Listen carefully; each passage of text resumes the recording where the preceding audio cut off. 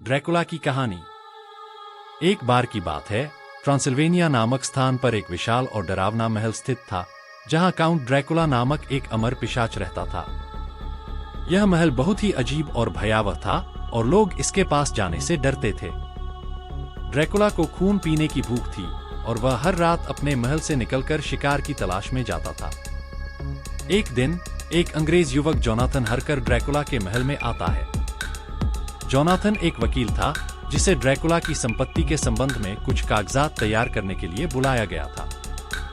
जब वह महल पहुंचा तो उसने देखा कि महल कितना भयावह और अजीब है, लेकिन उसे अंदाजा नहीं था कि वहां उसका क्या इंतजार कर रहा था। शुरुआत में ड्रैकुला बहुत मेहमाननवाजी से पेश आया, लेकिन जल्द ही जोनाथन को महल में अजीब घटनाएं होने लगी। उसने देखा कि ड्रैकुला का कोई प्रतिबिंब नहीं था और वह रात के समय ही बाहर निकलता था। जोनाथन को एहसास हुआ कि वह एक खतरनाक पिशाच के महल में फंस गया है। ड्रैकुला ने जोनाथन को महल में बंदी बना लिया, लेकिन एक दिन जोनाथन किसी तरह वहां से भागने में सफल हो गया। वह किसी तरह इंग्लैंड लौट आया, लेकिन ड्रैकुला भी उसके पीछे पीछे इंग्लैंड पहुंच गया। वहां ड्रैकुला ने कई लोगों को अपना शिकार बनाया, जिससे पूरे शहर में खौफ फैल गया। जोनाथन और उसके दोस्तों ने ड्रैकुला को रोकने का फैसला किया। उन्होंने ड्रैकुला के खिलाफ योजना बनाई और उसे रोकने के लिए उसके महल तक पहुंचे। बहुत संघर्ष के बाद वे ड्रैकुला के दिल में खंजर घोंपने में सफल हुए, जिससे वह धूल में मिल गया और उसके बुरे साये का अंत हो गया। इस प्रकार ड्रैकुला का आतंक खत्म हुआ और जोनाथन और उसके दोस्तों ने दुनिया को एक बड़े खतरे से बचा लिया। लेकिन ड्रैकुला की कहानी आज भी लोगों के दिलों में डर पैदा करती है और उसके महल की भयानक यादें कभी नहीं मिटती।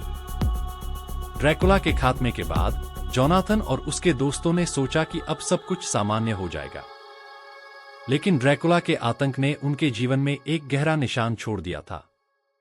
वे वापस अपनी रोजमर्रा की जिंदगी में लौटने की कोशिश कर रहे थे, लेकिन वे कभी भी पूरी तरह से उस भयावहता को भूल नहीं पाए। जोनाथन और उसकी पत्नी मीना को सबसे ज्यादा प्रभावित किया था। मीना को ड्रैकुला ने एक बार अपने वश में कर लिया था और उसका खून पीने की कोशिश की थी। हालांकि वह बच गई थी, लेकिन उस घटना ने उसके शरीर और मन पर एक गहरा प्रभाव डाला था। मीना अक्सर डरावने सपने देखती थी और उसे ऐसा महसूस होता था कि ड्रैकुला अभी भी उसकी आत्मा के किसी कोने में जिंदा है। ड्रैकुला के खत्म होने के बाद भी जोनाथन और मीना के दोस्त डॉक्टर वैन हेल्सिंग, आर्थर और क्विंसी ने महसूस किया कि ड्रैकुला के जैसे और भी पिशाच हो सकते हैं। उन्होंने दुनिया के विभिन्न हिस्सों में जाकर इन राक्षसों को खत्म करने का मिशन शुरू किया। डॉक्टर वैन हेल्सिंग ने खास तौर पर इस काम को अपनी जिंदगी का उद्देश्य बना लिया। वह किताबों और पुराने दस्तावेजों के माध्यम से अन्य पिशाचों के बारे में जानकारी इकट्ठा करने लगे। एक दिन उन्हें पता चला कि ड्रैकुला का एक पुराना दुश्मन, जो एक और शक्तिशाली पिशाच था, कहीं गहरे जंगलों में छिपा हुआ है। वैन हेल्सिंग ने अपने दोस्तों के साथ मिलकर उसे ढूंढने का फैसला किया। इस बीच मीना ने भी अपने भीतर की डर से लड़ने का फैसला किया। उसने अपने मन को मजबूत करने और ड्रैकुला के आतंक को हमेशा के लिए खत्म करने की ठानी। मीना ने कई आध्यात्मिक और धार्मिक मार्गों को अपनाया ताकि वह अपने अंदर के डर और अंधकार को मिटा सके। डॉक्टर वैन हेल्सिंग और उनकी टीम ने कई महीनों तक उस नए पिशाच को ढूंढने के लिए संघर्ष किया। आखिरकार उन्होंने उसे एक पुराने खंडहर में पाया, जो जंगल के बीचों बीच था।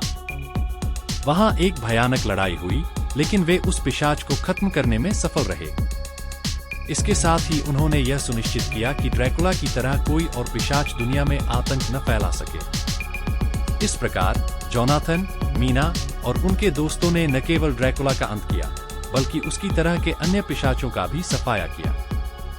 लेकिन उन्होंने यह भी सीखा कि बुराई का सामना करने के लिए केवल बाहरी संघर्ष नहीं, बल्कि अंदरूनी साहस और दृढ़ता की भी जरूरत होती है। इन सब के बावजूद ड्रैकुला की कहानी और उसके खौफनाक आतंक की यादें हमेशा उनके साथ रहीं। लेकिन अब वे इन यादों से डरते नहीं थे, बल्कि उन्हें अपने साहस और विजय की कहानी के रूप में देखते थे। अगर आपको हमारा वीडियो पसंद आया हो तो इसे लाइक करें, अपने दोस्तों के साथ शेयर करें और नए वीडियो के लिए हमारे चैनल को सब्सक्राइब करना न भूलें। आपके समर्थन से हमें और भी बेहतर कंटेंट बनाने की प्रेरणा मिलती है। धन्यवाद।